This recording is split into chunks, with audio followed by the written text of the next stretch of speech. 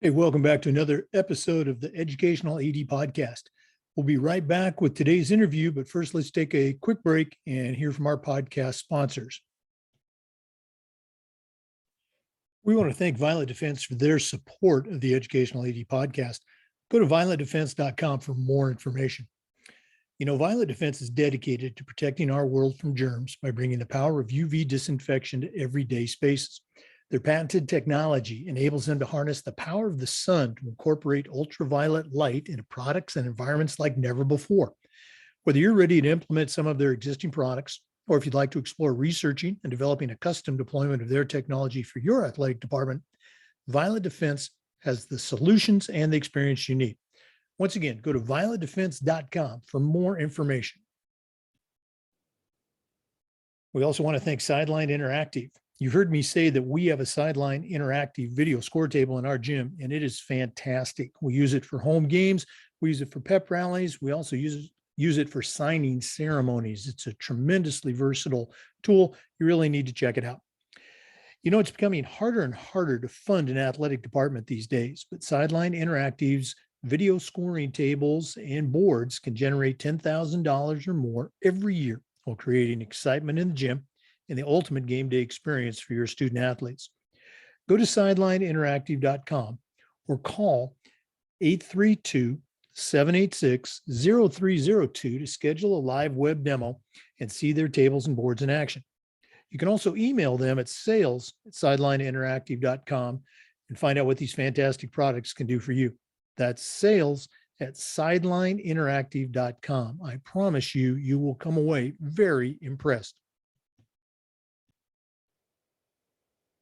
You've also heard me talk about Wall of Fame by Vital Signs. The FIAAA has a Vital Signs video Hall of Fame console for our state's Hall of Fame, and it is really cool. You really want to check these folks out. You know, Wall of Fame by Vital Signs is on a mission to bring your school's legacy to life. They provide a variety of interactive touchscreen video consoles and an extensive library of templates to make it easier than ever to recognize the athletic achievements of your students, both past and present. For more ideas on how to showcase your school's diverse history, along with your proudest moments, go to vitalsignswalloffame.com. Or to learn more and get started with your own digital Wall of Fame tribute, call us at 614-981-3589 or send an email to sales@vitalsignswalloffame.com. That's sales@vitalsignswalloffame.com. You definitely owe it to yourself to talk to these folks. We also want to thank Huddle. At Huddle, we power sports. More than 180,000 teams, including some of the best in the world, have been using Huddle to raise the performance level of their teams and their athletes using video and analytics. Huddle's the complete performance platform.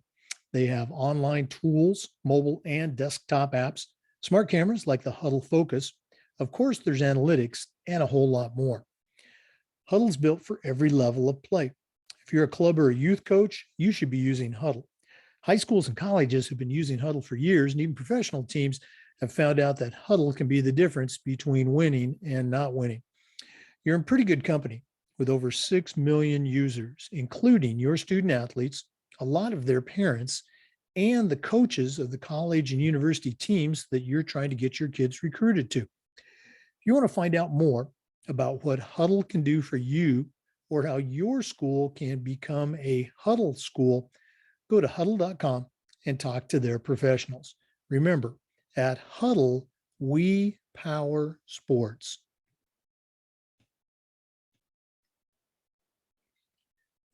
We also want to thank our good friends at Athletic Surveys by Lifetrack for sponsoring the Athletic Director Toolbox segment of our podcast.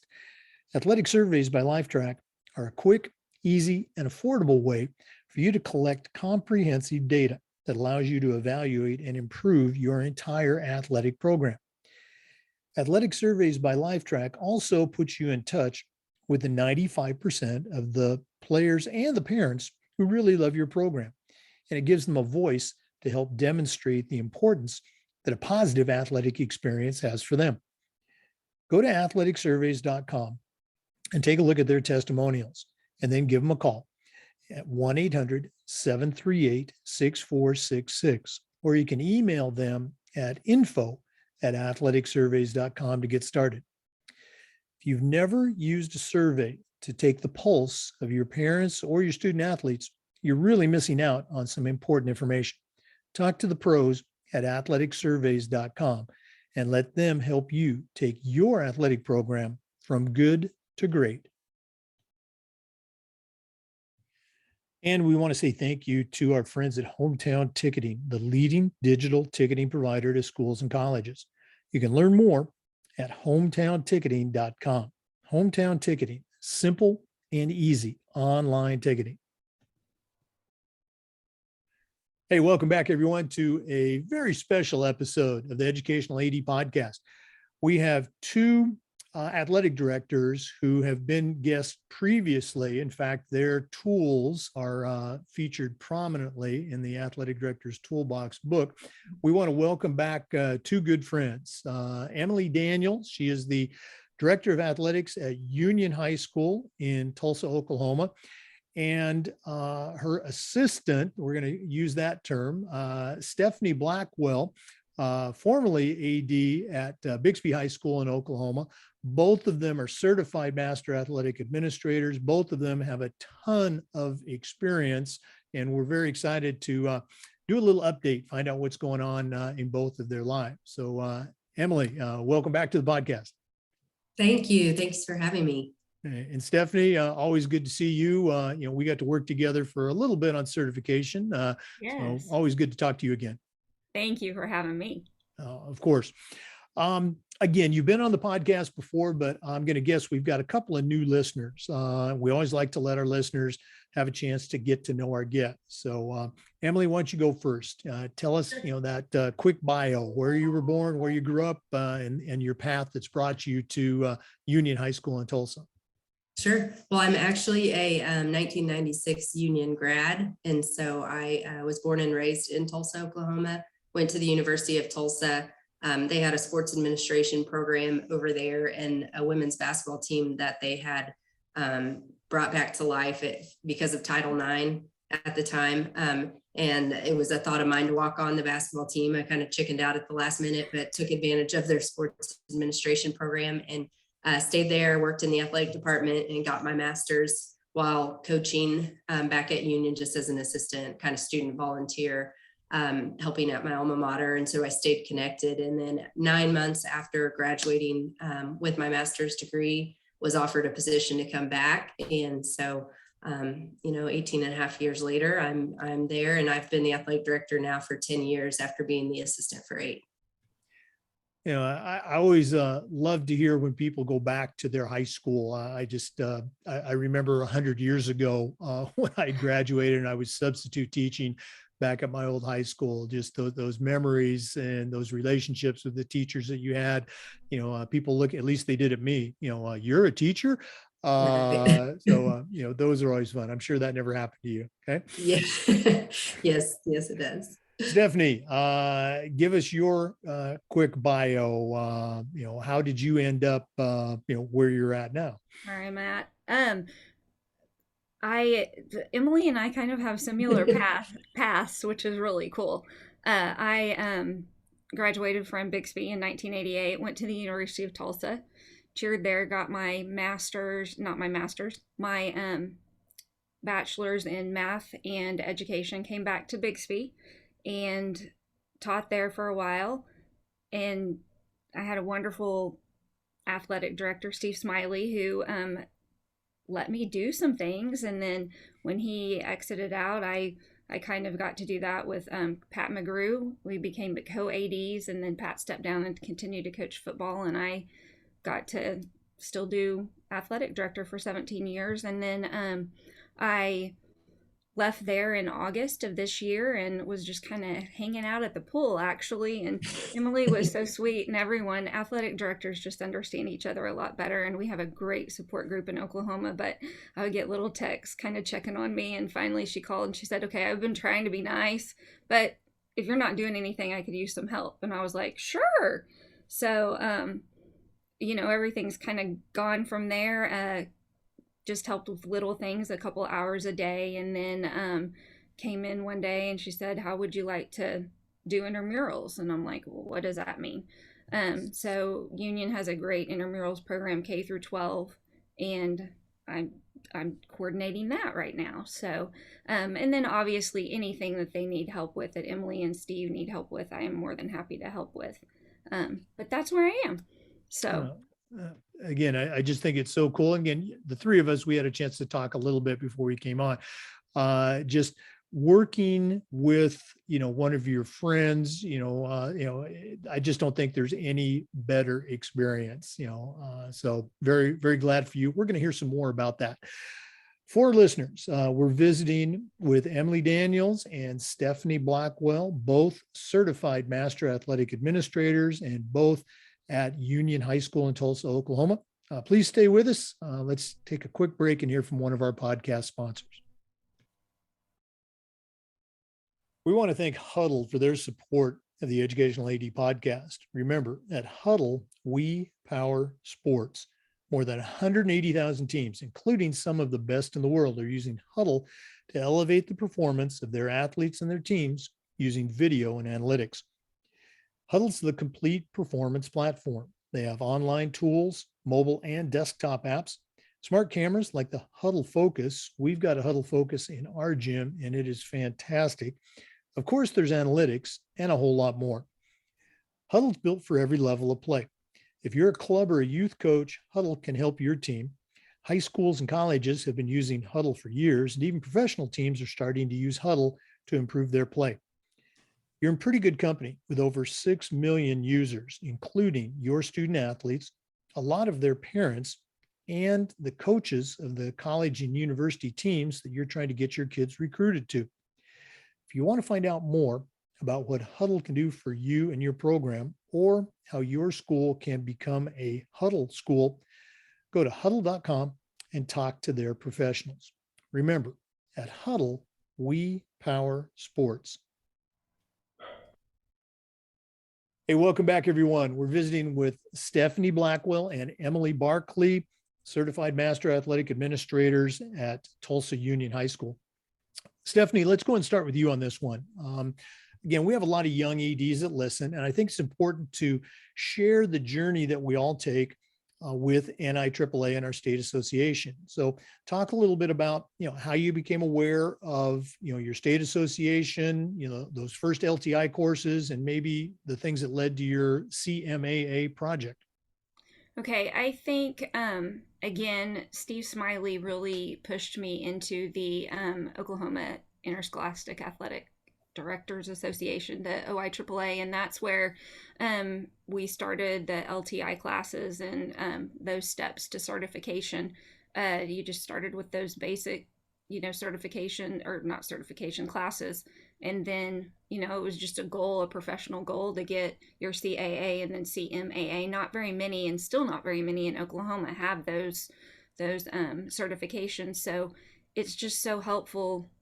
And it helped me benefit. I benefited greatly from those classes, and just with the other ADs in Oklahoma, going to those meetings, those state conferences, even our conference, the conference that we're in, just talking and having, conversations about what's going on. But those classes and the certifications help with that. Oh, yeah. And again, the journey that we all take in those individual classes, what's one that really sticks out for you of having, just a big impact for you? Well, I think all the law classes are kind of a tad bit scary, but 799 recently, the QPA, I think, is going to have a big impact on us.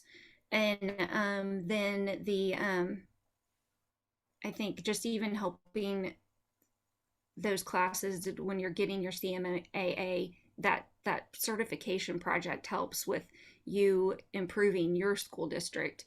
And what happens, mine was over, it was Athletic Academic Academy, and it was a AAA program, and kids that were on the ineligible list had to come in the mornings, and if they didn't make it in the mornings for tutoring, then they had to miss their athletic period in the afternoons and come. And so I did a whole project on that, and it was it was beneficial to the athletic department and the school. Yeah, a great example of educational athletics. Okay, very cool. Emily, how about you? How's your journey been with your state association and with NIAAA? Mine was, obviously very similar to Stephanie's. There in Oklahoma, our membership, we have a little over probably 140 athletic directors. And so for one, the competitive side of me was to, try to get that next certification. And then once we started doing that, and there was a small group of us that just kind of continued the journey together, just and really when school finances were difficult and trying to find ways to go to conferences, saying, we're going to professionally grow by taking some of these courses. And then once you get there and you kind of get hooked into the courses, and then us trying to bring them back to Oklahoma so we can make it easier on the people that really couldn't get there.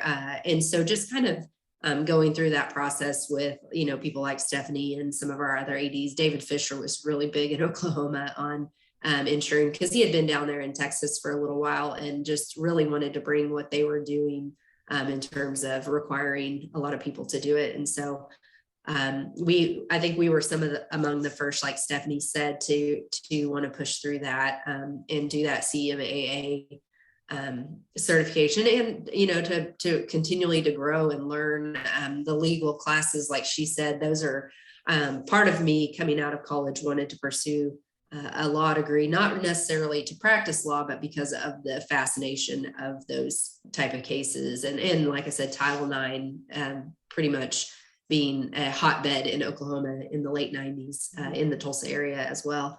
And so, but when it came time, I did my I did my project on what at the time we were the Union Redskins, and it was called Redskin Aid, which is athletes impacting the district.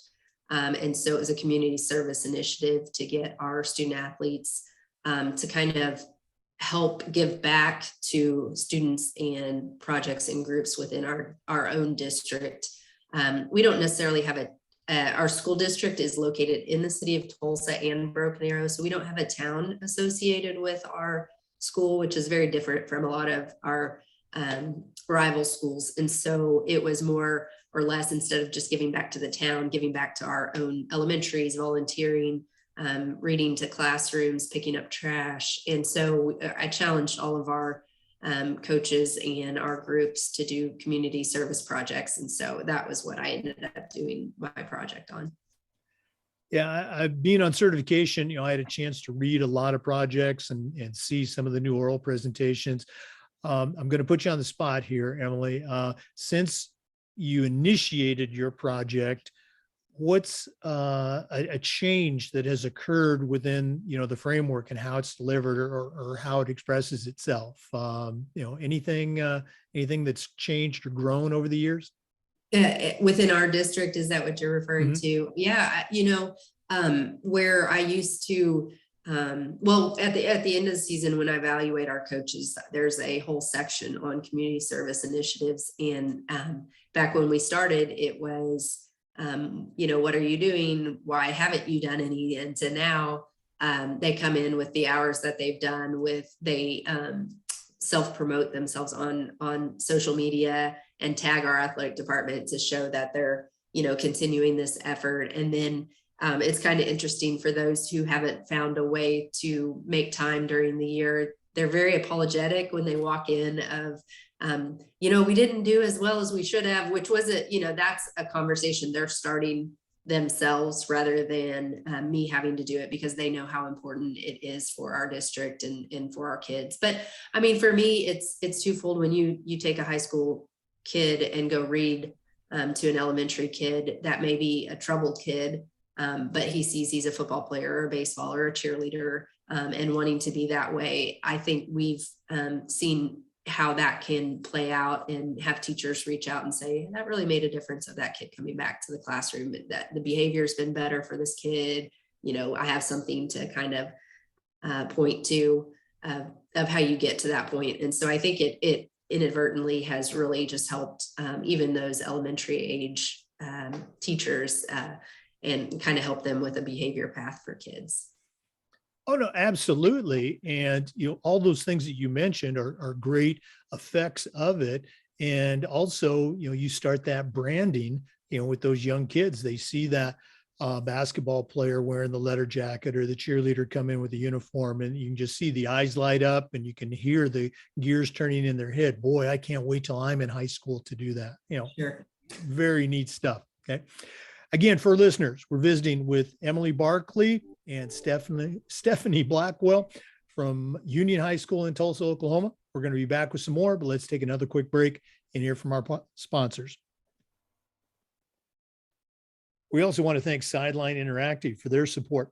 It's becoming harder and harder to fund an athletic department, but Sideline Interactive's indoor scoring tables and video boards can generate $10,000 or more every year, while also creating excitement in the gym and the ultimate game day experience for your athletes. We've got a Sideline Interactive video score table in our gym, and it is fantastic. We use it for home games, but we also use it for pep rallies. We use it for signing ceremonies. It's a tremendously versatile tool, and you really should check it out. Go to sidelineinteractive.com or call 832-786-0302 to schedule a live web demo. You can also email them at sales@sidelineinteractive.com. That's sales@sidelineinteractive.com. I promise you, you will be very impressed. Hey, we're back with Emily Barkley and Stephanie Blackwell, certified master athletic administrators, both at Union High School in Tulsa, Oklahoma. Emily, we were talking earlier that you I don't want to say completed, but you're working with a stadium project that was quite extensive. And can you share with our listeners exactly what it was, and maybe some of the challenges and rewards of taking on a project like that? Sure. We had a stadium that was built in the 70s. And at the time, it was it was way ahead of its time. It's a concrete stadium that was equal sides. We could have a little over 10,000 people in there. It was overbuilt for the school district that we had back then. But since then, we've come to outgrow it.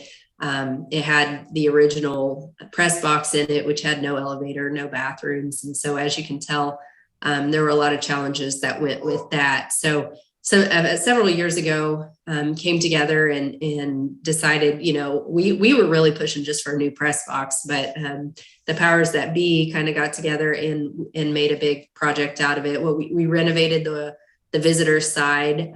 So it's still the original structure. It was structurally, everything was fine with the stadium. There was just no way to go renovate the home side and the press box without having to do some major construction. So took it to the ground and built it from the ground up, and was able to put about a 75-yard weight room underneath it, with 5-mat wrestling room, and then build on top of it. It's now kind of a double decker on, I guess is the good term for it. And it's a concrete structure and has a beautiful press box. So along with that comes some challenges when you last season, not this past season, the season before, we in the COVID year that I guess has extended itself, but we operated with just one side of the stadium. And then this last year opened at somewhat full capacity. We still have a little project going on the north end zone, which is our band building and our video, where our video board will go. But when you open I guess a new old stadium back up, there's a lot of challenges that go with it. And as Stephanie talked about, when she was laying by the pool, I kept text messaging her and just said, "What are you doing, girl?" A little bit of this, looking, here and there. And finally, one day, I think I might have just called her and said, "If you are doing absolutely nothing, I could use your help." Instead of it was more of a selfish call than it was just we were drowning. There were a lot of things that opening a new stadium, season ticket sales. Holy smokes! When you have a brand new stadium, but you have 50 years worth of season ticket holders that want the exact same seat, but their seat is not there anymore. it becomes a challenge. And so that was my first order of business. Steph, will you come help us, with this? And she was well versed in that at Bixby with their season ticket sales and everything they did that with. We attempted to launch it online, and then old school me pulled it back and said, no, let's just do the paper version. So she was instrumental in us getting even season tickets out on time. We had 8 home games this year because we traded a lot of those last season. And so even with that, there was a challenge of not losing your mind, hosting 8, 4 of which the first 4 were near sellouts, with 2 of them being sellouts. So there's just a lot of challenges that go with that. And that's when I just said, Steph, let's try to find something that you can do as long as you want to do it, and help. And she was just, like I said, a godsend at the right time, and has really kept me sane these last 3 or 4 months. Well, I want to comment on that. The first of all, Emily doesn't know what she did for me, but she pretty much saved me too.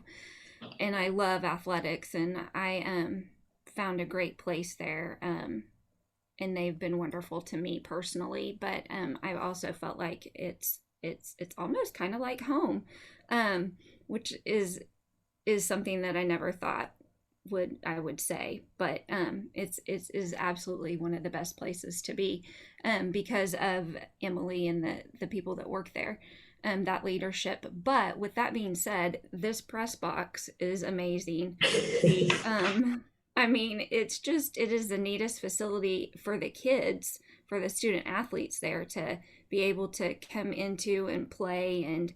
And I mean, the band can practice there. You can hold all state games there. It is just a fabulous facility. You could probably hold state events there if they chose to do that.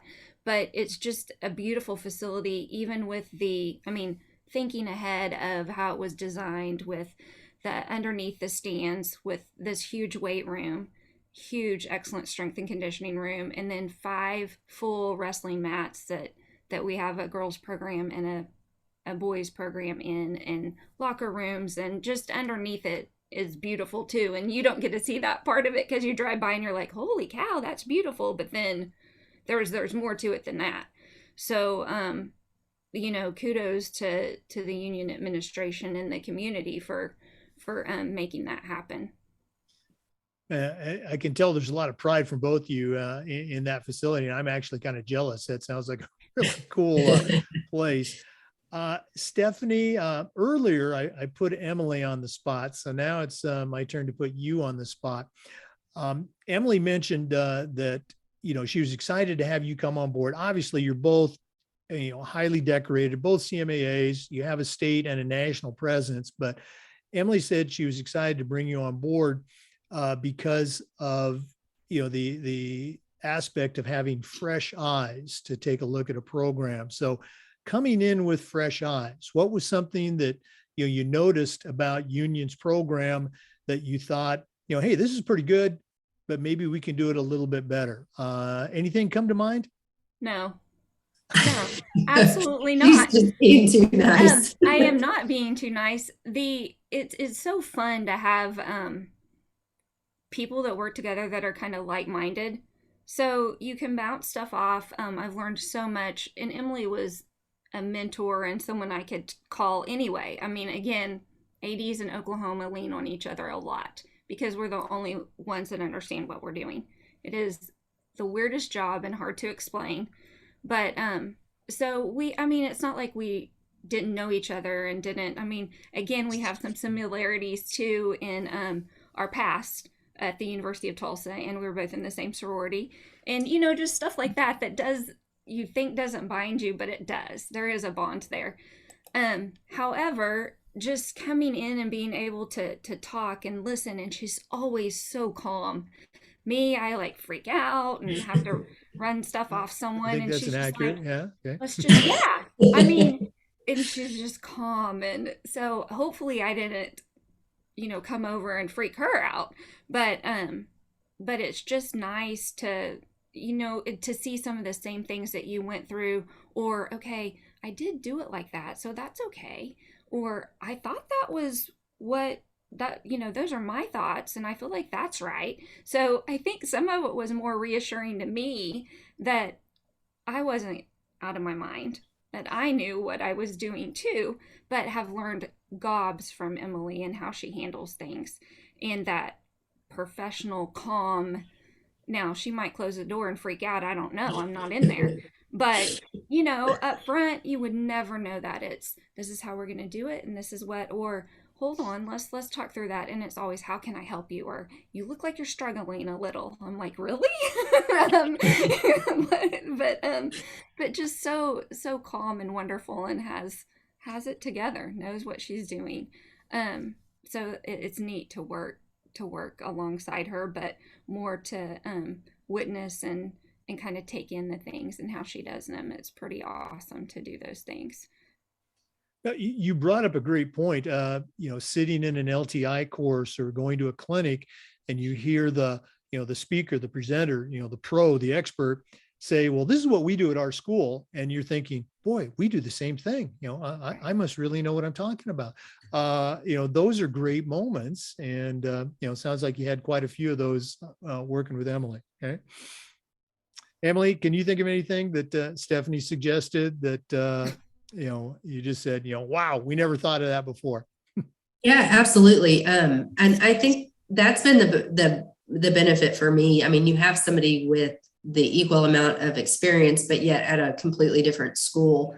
And in school districts do things a little differently, but a lot of it. And so, I've said, here's our handbook. We need to revamp this and tell me things that you guys maybe had in yours that I'm missing in mine, or we've never necessarily, had this, whatever that may be, a parent athlete handbook, and you've already put one together. Why would I go try to invent the wheel? Help me put one together with that. Even the intramural program. I mean, this is a program that has been around for 40 years, that we had a husband and wife that did it for 38 of those years. And, when COVID hit, they just said, look, we have grandkids. We want to go do that. And I had lost an assistant AD during in the last 4 or 5 years. And I just thought, I can't do this. I can't take on, like she said, it's a pretty well thriving, couple, about 1,200, 1,500 kids participate per year in a few sports that we offer. And so that's when I leaned on Steph and I said, Steph, you have literally ran an athletic department by yourself for 17 years, a lot of it by herself. In terms of details, Steph is probably, we laugh, our whole department is all type A. We're all, and I don't know how we all can get along being that way, but we are. And so her attention to detail and her work ethic is second to none. And so I just said, this is a 35, 40-year-old program. I know it is not written well. I know that it needs tweaks done. And she's come in and done that, and, trying not to freak anybody out by making changes to it. And I'm saying, no, make changes. I mean, I know it's dated. She has them now on an app to remind them when practices are. And, we did the old paper pen version for that long. So that's just been a really nice benefit, that knowing that I haven't had to worry about that. She checks on them at nights and on the weekends when she didn't necessarily have to, because she's driven to make sure it's successful. I think she's afraid of letting people down all the time, which she's not going to. She operates at such a high level.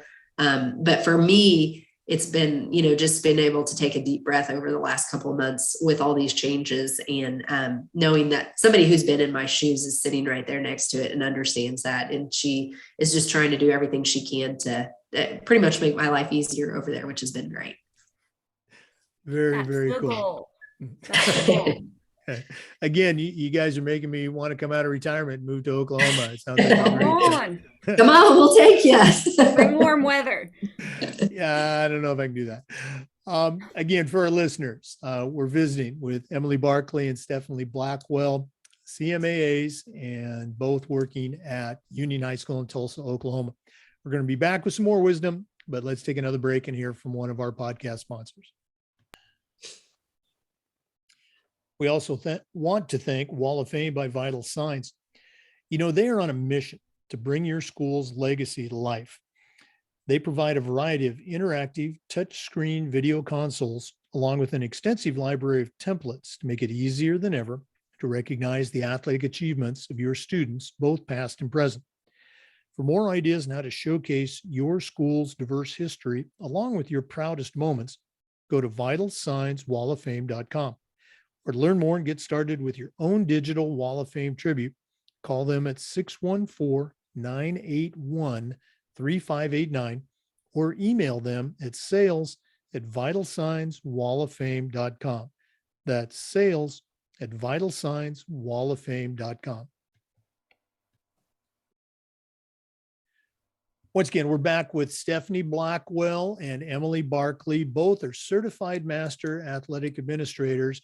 Emily is currently the director of athletics at Union High School in Tulsa, Oklahoma. Stephanie was the longtime athletic director at Bixby High School in Oklahoma, and now is working with Emily in her department. Stephanie, I'm going to go ahead and start with you. Again, you and I are I think, pretty good friends here. I'm going to, ask a question it's very obvious, or should be very obvious. What are some challenges for a woman working as an athletic director in a profession that is, again, male dominated? There's just such a higher percentage of men who are athletic directors than women. What are some challenges that, you have to deal with? And, what are some, things that we can do better? Well, I think it's different from when I started till now. I think it's come a long way. I think at the very beginning, probably, 17 years ago, it was, what are you doing in this room? Why do you think, what tools do you have to run this, to understand anything about athletics? And now it's not so much that. I think every once in a while, though, you can say the same thing as a male sometimes in our when we're in the room and they kind of look at you, and then someone down the table says the same thing and they're like, yeah, and I'm like, didn't I just say that? Maybe not the same way, and maybe not. And so there are things that when you reflect back, you want to be the best, and you reflect back on yourself and you say, well, how could I have said that differently? Or I thought that's what I was saying, or why, and then you just have to take a deep breath and go, hey, we're all working towards the same goal. That's okay. It got done, and that's what we all agree to. So again, I think it's just establishing yourself and, not backing down. You can have different ideas and you can have different theories and sorry about that. And all those, Patty was giving me a little phone call. And all those things being said, that the bottom line is we're here for the student athletes and we want to make programs better. And how can we do that? And it's okay to disagree. It's okay to have different ideas, but listen, it would be wonderful to feel like, in the beginning, it wasn't so much. Now I feel like we can say things and we're listened to, and they're not. And nationally, I don't feel like it's as bad. Locally, I think was where it was more challenging at the local level. State level, a little bit, not so much, I feel, anymore. And nationally, I don't feel like that's even a thought, if that makes sense. I don't know, Emily. Yeah, I heard somebody say this, and I hate when I can't quote who it was, because I thought it was a really powerful statement, that sometimes as a woman, or sometimes, in that position, you have to be twice as good to be considered half as good as your male counterpart. And when I started, I was a single female that had all kinds of time and to devote to what I was everywhere, 4 nights a week, 5 nights a week. It didn't matter. I was at junior high games, high school games. I was at intramural games on the weekend. I wanted to be seen, and I wanted to be taken seriously in it. I wanted to do all the things, kind of outwork them to make sure that they noticed me.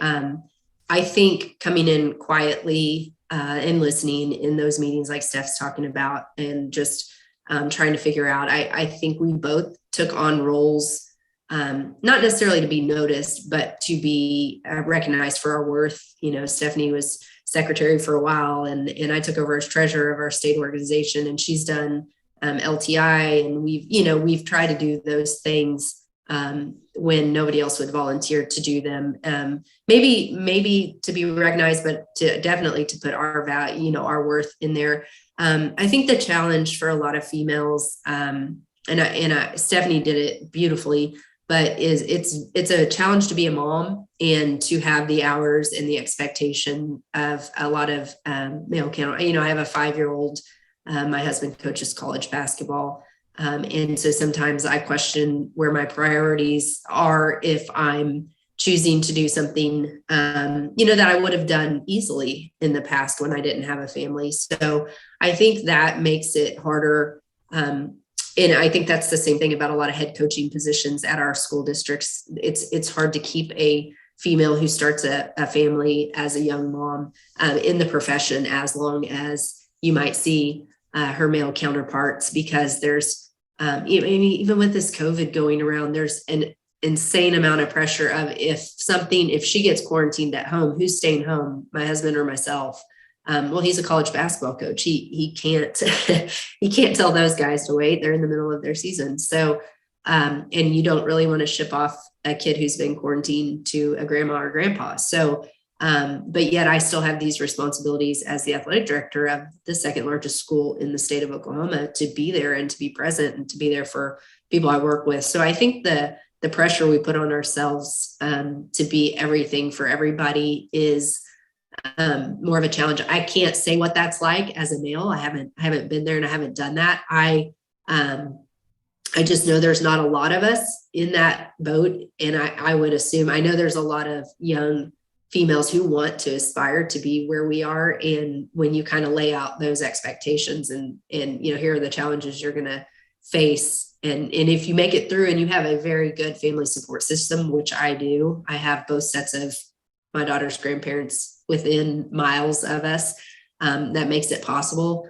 But I think that's, one of the biggest challenges. I do think Steph and I are fortunate. The conference that we're in, the male athletic directors that are in the conference schools that we play against are some of the best colleagues that you could ask for. We've never been treated less. Our value, our opinions are, I think we're very well appreciated for what we do and with that group. And for that, I greatly appreciate it. Like I said, I've never felt like they looked at me any differently, but I think we both came in and just kind of made ourselves irreplaceable, valuable, and kind of earned that from the beginning with them.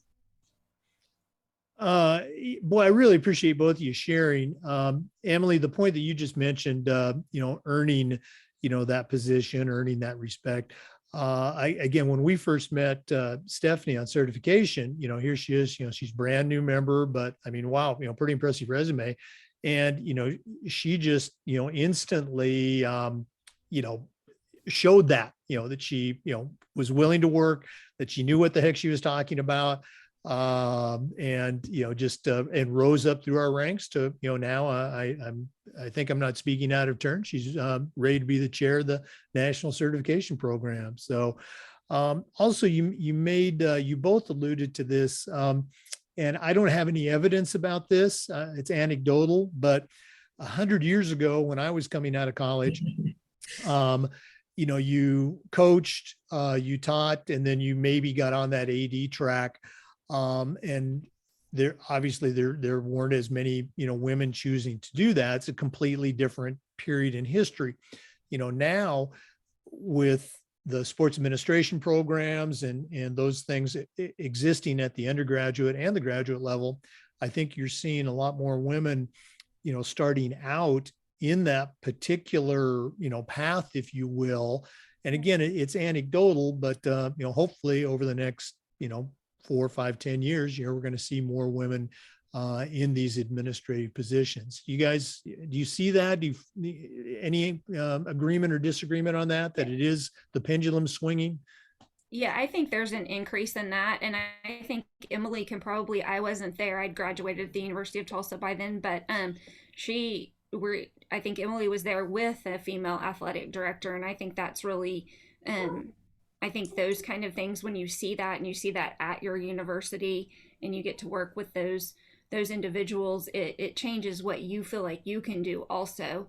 Um, Absolutely. And to kind of further that, Judy McLeod is now, I mean, she's been one of the only females, I think, to serve on the football college playoff committee, and I think served as a chairperson. And so she was the athletic director at the University of Tulsa when I was there. And again, it's just like Stephanie said, I've had a handful of young women. I actually have one that's going to intern from one of our rival schools because somebody reached out and said, we're going to have her intern at our own school, but she's a female and I'd like for her to work under a female to see what the differences and what, similarities and differences are. And so I think because we have been and are in those positions, we're giving more girls, notoriety around here to say, well, that is a pathway if that's something that I choose to do. And so I don't know that they would have felt like that if there were only men as athletic directors in the area, but we're giving them some,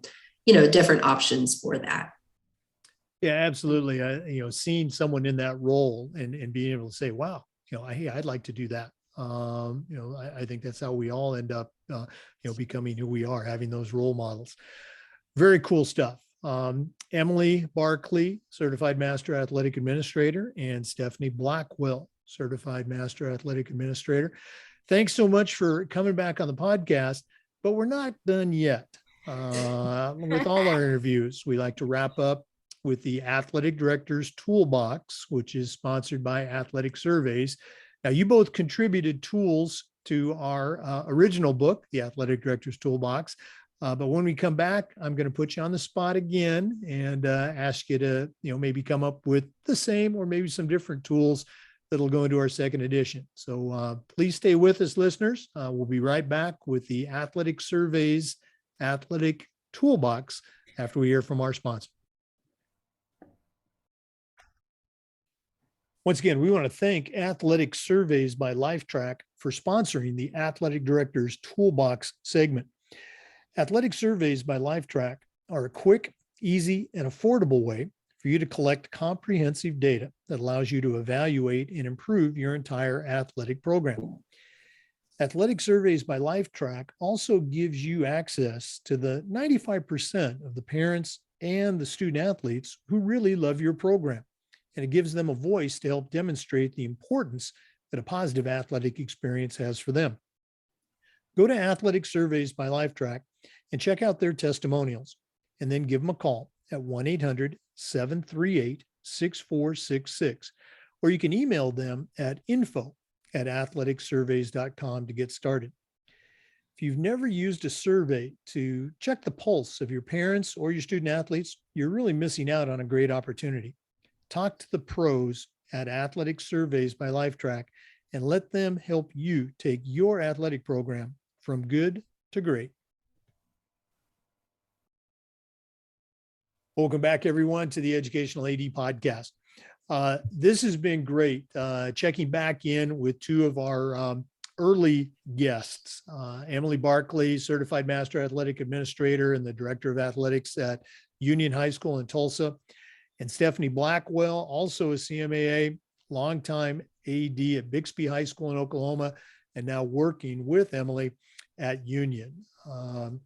Athletic directors, now I'm going to put you on the spot and ask you to send out a young AD on their very first job, but I'm only going to let you put 2 items in their toolbox. Stephanie, we're going to start with you. What 2 items are going to go in Stephanie Blackwell's athletic director toolbox? Well, I kind of went a different route, Jake. I'm going to give some, things that I think you should try new ideas. and work on tackling things that make you uncomfortable. Now, And is it's, it I have one anything? more. I have one Oh, more. you got one more? You're going with three? Okay. I'm going with three. I want them to know that failure is okay and that they need to learn from it and come up with strategies to strengthen what they failed at or feel like they failed at. Okay. I'm going to put you on the spot. Was there something specific that came to mind when you mentioned work on things that make you uncomfortable? Yes, yes, like these kind of things. The interviews, yes, because so grueling to be on our interview. Okay. No, All right. no, Great but ideas. Thank you. just things that you feel uncomfortable with, like even just talking to parents, Oh, sure. having that parent phone call, or that talking to a coach about this is what I need you to improve on. You don't want to have those conversations, but the more you do them, the more you learn from them too, and how to do them better and not feel so uncomfortable about them. That's more what I was trying to say. It's okay to try new things and to work on things that make you feel uncomfortable. Oh, no, Don't avoid absolutely. them. Yeah. No, that's Don't great. avoid them. Great advice. Yeah. Emily, how about you? What is going to go into your athletic director toolbox? Yes. So if I was, sending that new athletic director, I think with every school district and situation being a little bit different, I think two keys could help them to be successful. One, obviously, just be organized in what you're doing. I think I try to take my Sundays and lay out what my week's going to look like and know what I'm trying to tackle that week. And if I have a plan in place, I think it just sets you up for a little bit more success throughout the week, because we all know how many interruptions that we'll have when you get there Monday morning to try to. So if you've already planned it out in advance, you might have a little bit of wiggle room. And then I think one of the most important things you can do as an athletic director is to treat people well. That old adage is people may not remember what you say, but they remember how you made them feel. And so I think just you may not be the smartest athletic director, you may not be the most up to date on everything, but I think when you truly care about the people that you're working with and you make them feel important and feel valued, then there's no telling what they will do in turn for your student athletes in your school district. Again, Well great said. stuff. With this episode, having both of you on, I don't think we've ever had a higher concentration of athletic director wisdom, and I'm talking about you two, on any other episode. Emily, if one of our listeners wants to reach out and pick your brain, find out how to do things better, what's the best way that they can get a hold of you?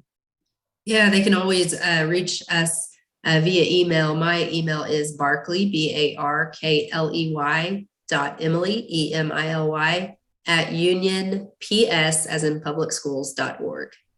Okay. And Stephanie, how can our listeners get a hold of you if they want to find out more wisdom? They can just get a hold of Emily.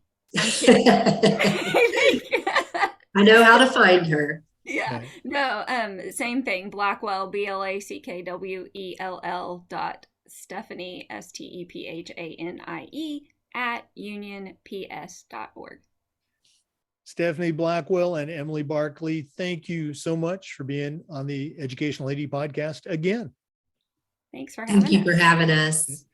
For our listeners, remember the Zoom recordings of these interviews are uploaded to the Educational AD podcast YouTube channel. We appreciate you listening today. Come back again next time for another episode of the Educational AD podcast. And as always, we want to thank our good friends at Hometown Ticketing, the leading digital ticketing provider to schools and colleges. You can learn more about what Hometown Ticketing can do for you and your program by going to hometownticketing.com. Hometown Ticketing, simple and easy online ticketing.